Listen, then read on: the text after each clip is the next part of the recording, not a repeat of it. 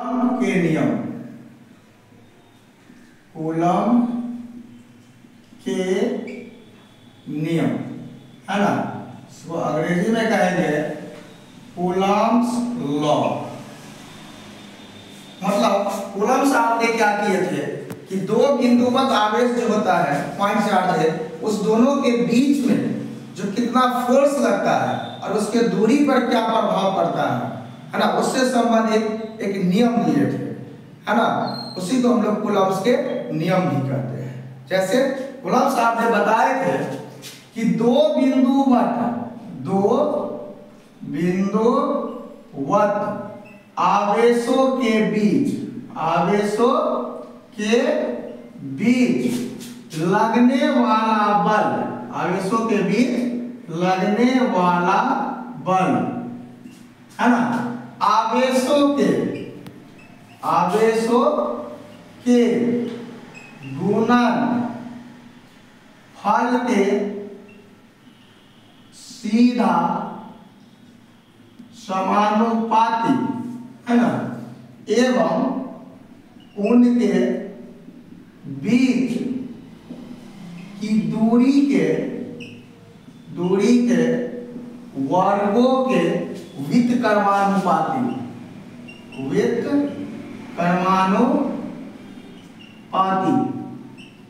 होते हैं।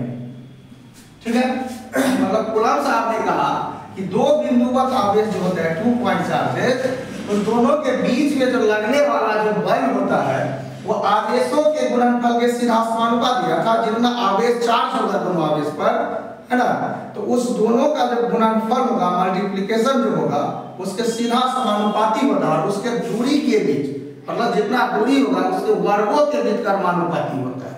जैसे सपोज कर ले कि अगर हम लाइक चार्ज की अगर लेते हैं, लाइक चार्जेज के लिए, अर्थात समान आवेशों के लिए अगर हम ले, तो सपोज कर लो जैसे यहाँ पर एक प्लस क्यू आवेश है, Q1 आवेश, और यहाँ पर भी हम प्लस Q2 आवेश लेंगे, मतलब दोनों का क्या है, समान आवेश है, समान आवेश।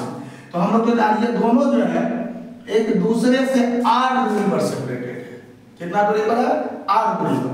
तो मान लीजिए Q1 पर F1 फोर्स काम कर रहा है और Q2 पर F2, लेकिन F1 पर Q2 के कारण जो बल लगेगा जिसको हम लोग इससे दर्शा देते हैं F1, और 2 पर जो लगेगा 1 के कारण ये विकर्षण का बल लग रहा है। ठीक है, और इसके बाद अगर हम लिख दे यहाँ पर असमान आवेशों के लिए, मतलब 4 अनलाइक चार्ज, 4 अनलाइक चार्जेस, मतलब असमान आवेशों के लिए। असमान आवेशों के लिए क्या होगा, तो असमान आवेशों के लिए सपोज कर लेते अगर ये प्लस Q1 है तो ये माइनस में Q2 होगा। ठीक, अब ये दोनों जो है एक दूसरे से कितना दूरी पर सेपरेटेड है, r दूरी पर सेपरेटेड है। तो अब ये इसको अपनी ओर खींचेगा और ये अपनी ओर खींचेगा, तो आकर्षण बल लगेगा, तो ये इधर खींचेगा, ये इसको इधर खींचेगा। सपोज कर लेते ये F1 फोर्स है और ये F2 फोर्स, तो 1 को 2 खींच रहा है, 2 को 1, वेक्टर फॉर्म में होता है बल, ऐसे लिखिए। तो आप देखिए दोनों का जो होगा परिमाण मैग्नीट्यूड तो सेम होगा, अर्थात कहने का मतलब ये हुआ कि F2 इसका मैग्नीट्यूड और F21 का मैग्नीट्यूड, दोनों का क्या होगा, मैग्नीट्यूड सेम होगा। तो जब दोनों सेम है तो इसको हम F मान लेते हैं, से मतलब माना। अब देखिए अकॉर्डिंग टू कूलम्स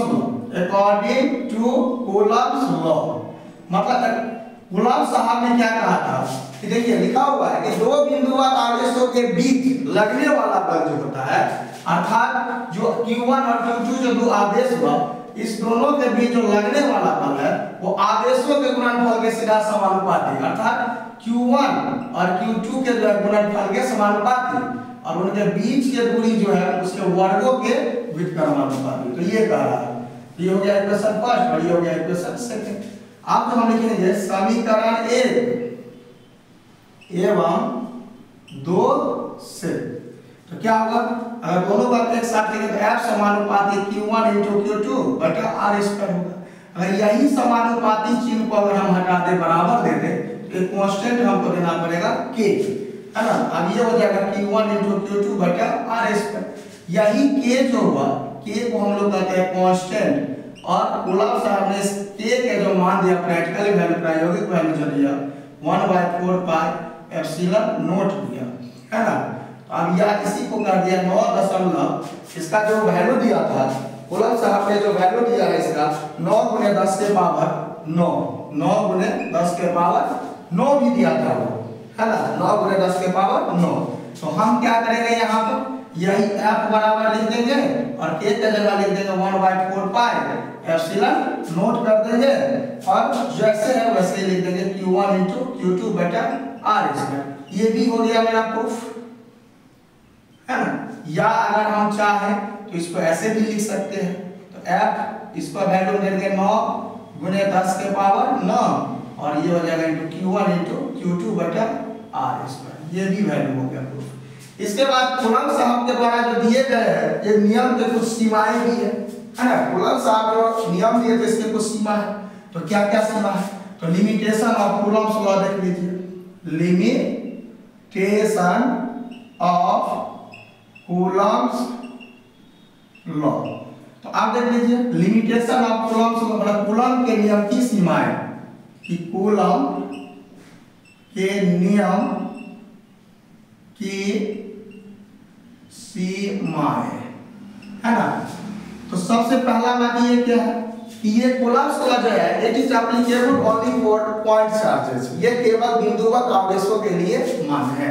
यह केवल बिंदुवत आवेशों के लिए